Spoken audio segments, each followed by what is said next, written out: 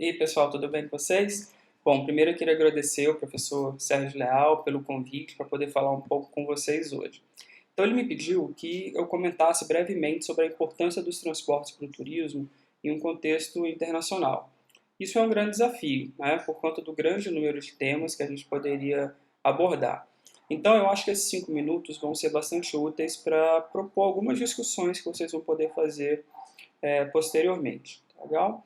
Bom, então eu entendo que para falarmos sobre esse tópico, nós precisamos voltar um pouquinho no tempo e relembrar da importância dos transportes para o desenvolvimento do turismo do ponto de vista mais histórico. Então, nesse sentido, é fácil a gente perceber que o desenvolvimento tecnológico dos transportes sempre foi essencial para o turismo, né? Então, um exemplo clássico é o próprio surgimento dos aviões a jato depois da Segunda Guerra Mundial, que possibilitou que as pessoas chegassem cada vez mais longe e em menos tempo.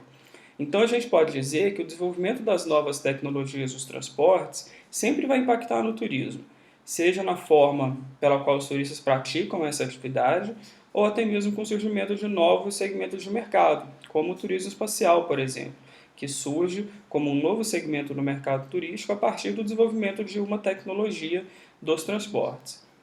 Um ponto que eu considero importante no contexto internacional, que eu gostaria de tocar aqui com vocês, é a competitividade entre os modos de transporte, né? Entre os modos ferroviário e aéreo mais especificamente.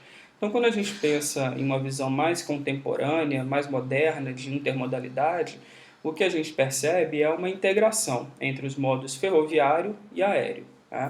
A partir da utilização de sistemas metroferroviários ou até mesmo de trens de alta velocidade para acessar os aeroportos, né, que hoje estão localizados cada vez mais distantes dos centros urbanos.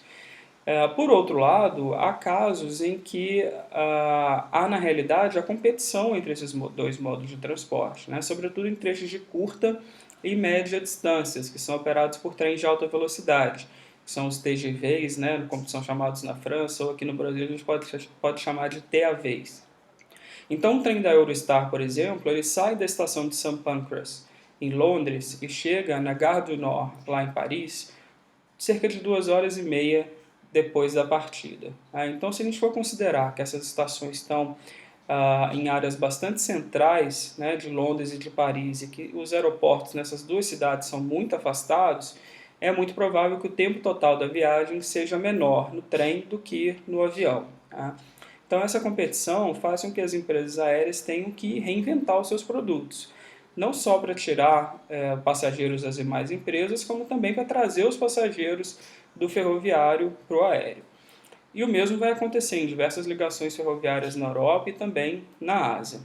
Então, para o turismo, se a gente for pensar, essa competição ela é extremamente importante e saudável, né? Faz com que a gente tenha produtos de maior qualidade, de maior flexibilidade e vai possibilitar também que mais pessoas possam viajar. Tá? Bom, um outro tópico que eu gostaria de comentar com vocês é em relação ao planejamento e à gestão integrada do turismo e dos transportes. Então, de uma maneira geral, o que a gente observa por aí é o turismo sendo planejado sem se considerar aspectos dos transportes e vice-versa. E o resultado disso, na realidade, é uma total falta de harmonia entre essas duas atividades que são muito dependentes entre si, né? Agora, dois casos de sucesso são Dubai, nos Emirados Árabes, e Singapura, no Sudeste Asiático, né? Então, esses dois destinos eles usaram um mix de estratégias integradas entre as companhias aéreas, os aeroportos, os governos e os seus organismos de turismo, e com isso eles conseguiram atrair um grande número de passageiros que param nesses hubs, né, nesses aeroportos principais, em rota de longa distância entre a Europa, a Ásia e o Sudoeste do Pacífico. E em muitos casos eles conseguem converter esses passageiros em turistas, ou seja, esses passageiros que até então só estariam fazendo uma conexão nesses aeroportos param naquela cidade por alguns dias, né? No aeroporto de Singapura, por exemplo, há um city tour gratuito que é oferecido pela Singapore Airlines, pela principal companhia aérea do país, para clientes que estejam em conexão com mais de 5 horas. Tá? E isso faz então com que esses passageiros tenham um breve conhecimento da cidade, né, e eles possam ser convertidos em turistas numa próxima viagem. Então, são várias estratégias de integração dos setores de atrações, de transportes, de hospedagem, que permitiram transformar Dubai e Singapura em destinos turísticos bastante sofisticados, né?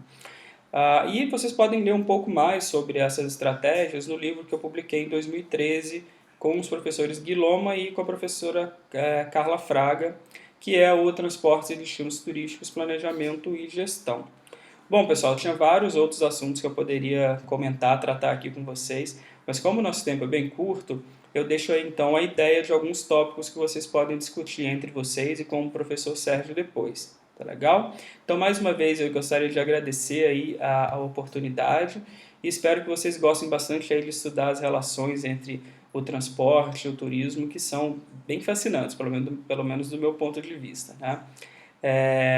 Se alguém quiser entrar em contato também, vou deixar meu e-mail, é o contato@profrafaelcastro.com, e eu estou sempre lá aberto a receber as mensagens de vocês. Então, um grande abraço e até breve.